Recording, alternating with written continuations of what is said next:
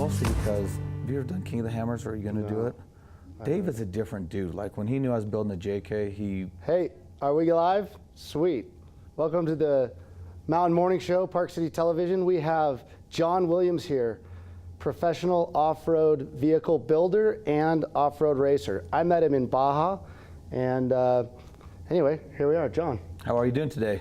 Yeah, thanks for coming. Good, so excited to be here. So where do you live, and what's your occupation? So I live in West Valley City, Utah. I think I have the best job in the world. I get to do consumer-based ride and drive events and tire training stuff for BF Goodrich and Michelin. I own Impulse Off-Road, and I also am a driving instructor at the Ford Performance Racing School out in Tooele. So it sounds like you got about 3-4 jobs, plus a bunch of passions. I know you're doing some racing. Yep. What's tell me a little bit about your racing and your favorite sort of racing. So, I mean, my favorite overall has to be Baja. I mean, you know what it's like when you get down to Baja and you hear all these stories of what it might be like, and you get there and it's like stepping back in time for a minute with your modern stuff, or your equipment, and it's just the most beautiful place in the world where you can kind of detach from reality and really focus on man, machine, terrain, and it's just a great place to be with great people. Absolutely. I just love how we get down there. We just cover ground. Mm-hmm. But speaking of geographically awesome, what is it about Utah that, you know, works well for the off-road community? You know, for me, living in Utah, I mean, I got the best of all worlds here, you know. I can do all the fun things in the winter. I've got snow, snowboarding, anything like that, snow wheeling, snowmobiling. But then if I get sick of the snow, I just drive to St. George. And I've got Sand Hollow down there, a lot of off-road places. You can even go to Moab pretty much year-round and have a lot of fun. So Utah is like just perfect with all the different type of terrains for any type of interest that I have, mountain biking, whatever it may be, I can do it all here, and that's what I love about Utah. Yeah, absolutely. I loved it when I was living here too. The cars that you're building, are they the same cars that you're racing, or are they a lot different? So one of the most important things for me is when a customer comes into my shop to sit down and talk about a build is, you know, people like to know, what have you done, what do you drive, what's on your car? And I've, you know, seen many people where you go to their shops and you see their vehicles are built one way, but they don't even talk to you about that, or they do things that they're not willing to do to your vehicle. So one of the most important things for us is we partnered up with local Utah manufacturing company, TerraFlex and BF Goodrich are my two primary largest sponsors, but we race on the components that we sell and put on people's cars every single day. The same shock tuning and testing that we do with Falcon shocks, they're the same shocks we run on our car. And if it's not good enough for us, it's not good enough for our customers. And that's the mentality that I like to have when it comes to Jeep building or how we set things up. That's really cool. Yeah, that's very respectable. One thing I noticed about BF Goodrich is this, you know, all the tires, the same tire that you buy at your local tire shop, it says Baja Champion on it. And, you know, I didn't really think much about that till I got to know the BF Goodrich people, and I realized that means that exact tire won the Baja 1000, and that is something I've never been able to do in my whole life, and I really want to. Tell me about that and being a part of earning that designation for BF Goodrich. So one of the great things about BF Goodrich is they can't sell the tire without Baja Champion be on the sidewall. So usually when BFG is about to come out with a new tire, so we tested the newest release KM3 2 years ago in the 2016 Baja 1000. So I was very fortunate to be part of the BF Goodrich team that went down there to win the Baja 1000. That's our job basically. So they bring us in. There was 6 guys for the team, and our job was to get that car across the finish line first, so that when the tire was ready to come out to the public, the Baja Champion was designated. Sometimes, you know, it takes a while. There's more perfection, a little more tweaks, a little more timing things happen, and we went again in 2017 and won the Baja 1000 again, so it was a 2-time Baja 1000 champion, DOT off-the-shelf tire before it was ever released to the public. Yeah, all right, cool. Wild. Now what about Nate? You got a brother. Nate? So I've got this awesome younger brother that was much more mechanically inclined than I was at a younger age. My dad taught him to weld when he was 7 years old, and he just did all this crazy stuff. So when I first started Mount Logan Off-Road up in Logan, I could do a certain number of things in the shop. Every day after high school, he would come over and do all the stuff that he could do to kind of set it up for me to continue on what I was doing. So I was setting up gears or building axles. And so he's always been my right-hand man, or I've been his right-hand man in everything that we do. But we've pretty much worked together since, we were young, but in the professional industry since 1997 when we opened our first four-wheel drive shop, and he was still in high school, and we just kept plugging away and building cool things and being kids that did a lot of awesome things we never planned on. So if people out there are watching and they want to, get involved a little bit or go to one of the schools, you have a light truck and tire school, and then there's the Ford Performance driving school. At the Ford Performance Racing School, there are programs you can call. You can get racing licenses. You can take, in the Mustang GTs, a lot of basic classes, 4-day licensing schools. You can basically become a licensed racer at that point to go forward. We do a lot of owner programs and work very closely with Ford.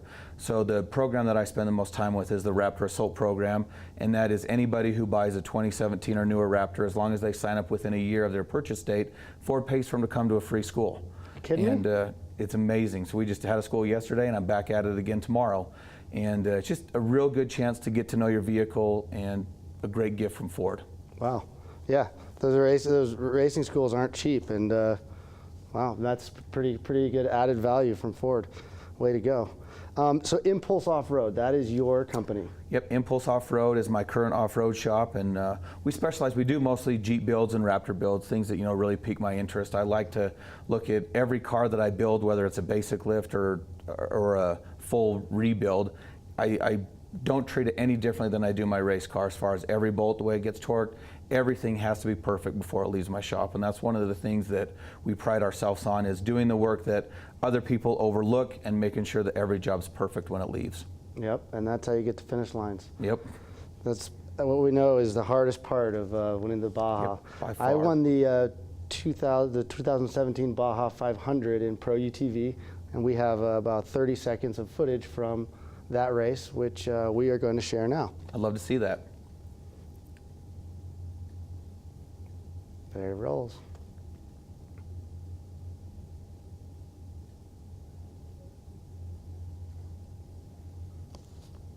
And we're back. Quick little video, but it's really a challenge to, you go down there and you're so focused on racing, and you also need to, have GoPros that are charged, and they're on the camera, the car, and guess what? It's vibrating, and by the way, the race is 17 hours, so the batteries are dying, and not only that, but it's really dusty, and the lens gets covered, so it's tough to, it's a very big challenge to get good footage without sacrificing your focus on racing. So what's coming up? Do you have any races coming up? So the biggest thing that we're planning for right now is we're going to get ready. We're building 2 new vehicles. They're stock mod Jeep Wrangler JKs to race the King of the Hammers, which will be the first part of February next year. So one of our Jeeps is done. We've been doing some local desert races in the Boar Series, and I've got to get mine finished. So that's my job for the month of July, is to get my race Jeep done. So Nate and I will go down as a 2-car team, working together to make sure that we do very well at King of the Hammers. We're planning on, after the SEMA show, going down to Johnson Valley, running, spending 3-4 days, running 10 hours a day, running trails forwards and backwards. And we like to be able to get that done twice before the end of the year, so we can get all prepared and ready for the race in February. Yeah, that is one brutal race, the King of the Hammers. I haven't done that one yet. I hope to see you there. It looks brutal. I mean, it's a combination of off-road racing, and then your rock crawling component. And I can't think of a race that's harder on equipment. Is that accurate? No, it is for sure. I mean, Baja has its own challenges. The length, the time, it's completely different in that aspect than King of the Hammers, but it is so vicious and violent and brutal on all the parts of your car. We've raced the Everyman Challenge, which is the stock and stock mod class, and I've raced the stock JK, and literally when you get across the finish line, you're looking at parts hanging off, or every body panel, bumper, rocker panel guard, everything's caved in, smashed, tailgates have been hit by other cars. It's just like, you get to come back home and look at this beautiful, piece you brought down to kind of show off your business and your work, and look at it and like, I got to start all over again. And it's in a lot worse shape than it was when I started in the first place. So it is definitely brutal, but it's worth it, in the end. Yeah, I know. I love it. I'm absolutely loving racing. I just wish I could do it more. I applaud you for making a living out of the whole thing. It's cool that you're completely immersed. I feel very, very, very fortunate being a 19-year-old kid that started a business with just a dream, had no idea what he was doing, but drive, ambition, and the never going to fail, won't let myself fail, never going to give up. And I think that's what's led me to where I am today. And I've just been grateful for the people and the support. And I've had a great family of friends in the industry, kind of watching me, that kind of pulled me under their wing at a young age and have stuck with me the whole time. So it's been great. And BF Goodrich is one of those companies that has been with me from the beginning and always kind of watched over. And if they can ever help, or if I can be involved with them, they always look at me to help whenever I can. And just those little things like that help us get our business out there and keep us doing really neat, fun things. So it's been. Yeah, I couldn't agree more. My path and my success is very much attributed to having good people around me. And when you're good to them, they're good back. And the BF Goodrich people, without a doubt, are top shelf, world class individuals. Well, this has been awesome to have you here on the show. Is there anything else you want to say to the Utah viewers? And I just want to say, take advantage of where we live. We've got the best trails, the best, whether you're mountain biking or rock crawling or anything like that. We just have everything in Utah, and it's just a great place to be. And I think we take it for granted way too often, and be grateful for what we have and get outside. Get outside. All right. Well, thank you, John. Thank you. It's grateful to be here. Cheers. We are going to take a break, and we'll be right back. Mountain Morning Show.